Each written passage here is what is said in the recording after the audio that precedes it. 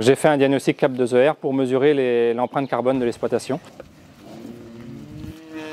Ce diagnostic va me permettre de dialoguer avec le consommateur. Par rapport aux empreintes carbone, je suis dans la moyenne. Des résultats qui m'ont surpris, c'est la production de viande produite par an et combien je peux nourrir d'habitants. On est fier de nourrir 500 personnes. Oui. Mon élevage est basé sur l'herbe.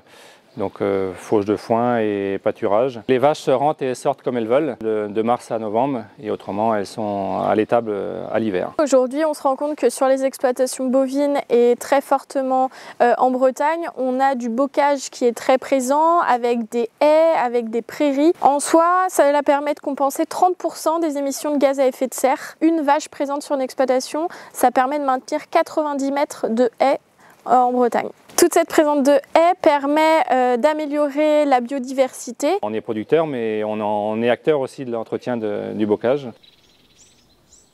Les diagnostics CAP2ER ont été créés dans le cadre du programme européen Live Beef Carbone qui vise à diminuer les émissions de gaz à effet de serre. Les engagements d'Interbev sont de réduire de 15% les émissions de gaz à effet de serre pour les bovins d'ici 2027. Je ne pensais pas au départ, mais en fait, quand on améliore son bilan carbone, on se rend compte que aussi les résultats économiques de l'exploitation vont de pair. Aujourd'hui, j'ai un petit peu moins d'animaux et du coup, je fais une meilleure rotation sur les parcelles et ils produisent du coup plus de viande. On arrive à réduire ces émissions en essayant de gérer au mieux le troupeau. La seule limite que j'ai à augmenter la productivité, c'est de garder en fait le bon sens paysan et de rester bienveillant par rapport aux animaux.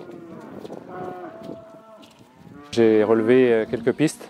Déjà la performance du troupeau et deuxième point important, c'est l'autonomie alimentaire. L'idée serait de produire de la luzerne, de la févrole sur l'exploitation pour être autonome à 100%.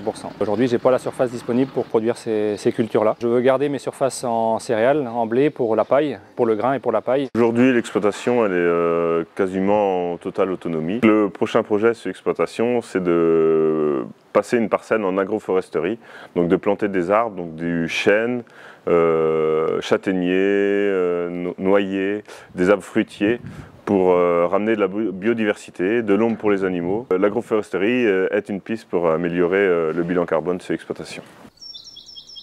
Les modes de calcul ont un petit peu évolué de 2015 à aujourd'hui, avec de nouveaux critères au niveau de l'eau, au niveau des consommations énergétiques, et on a des modules comme des modules agronomiques qui sont venus s'ajouter au diagnostic. Par rapport au changement climatique, on essaie de mettre en place des variétés ou des céréales qui sont moins gourmandes en eau. Donc là, depuis 2 ans, j'essaie de mettre en place du sarrasin sur l'exploitation. C'est important que les éleveurs s'emparent de ce diagnostic car ça leur permet de piloter leur exploitation en ayant des indicateurs environnementaux.